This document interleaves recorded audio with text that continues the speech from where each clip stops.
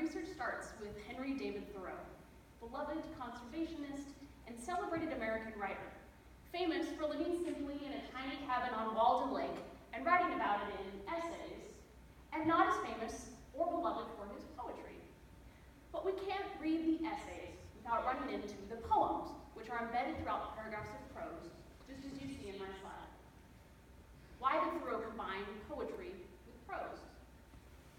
As I read, I noticed that Thoreau's prose often described his surroundings, the rivers, forests, and towns of 19th century New England, while the poems offer glimpses of his inner scenery, his thoughts, feelings, and imaginings.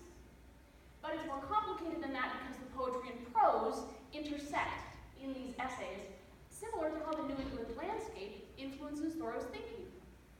This mix of poetry and prose was acting differently from how either poetry or prose did on its own, and I wanted to figure out how these texts worked. What are the effects of embedding poetry in prose, or prose in poetry? To answer my questions, I compiled a list of American writers who combined poetry and prose, and I began to read their works, from Emily Dickinson and Herman Melville to Elizabeth Bishop, Laura Ansel Dua, and Leslie Marmon Silko, just to name a few. I found that many of these writers, like Thoreau, are famous for either poetry or prose, and scholars frequently focus on one or the other, ignoring the hybridity of these texts.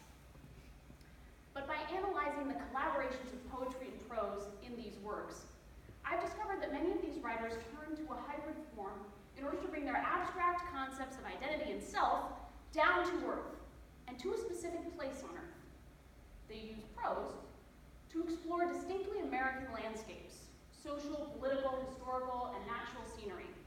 And they use poetry to depict the interior explorations of characters within these environments. Just like in Thoreau's essays, poetry and prose come together in these works. And it's these convergences that intrigue me, because textual convergences of poetry and prose can operate like our categories of American identity: race, gender, sexuality, and class, which not only define, but also intersect and interact. In fact, many of these writers reach for a hybrid form for precisely this reason.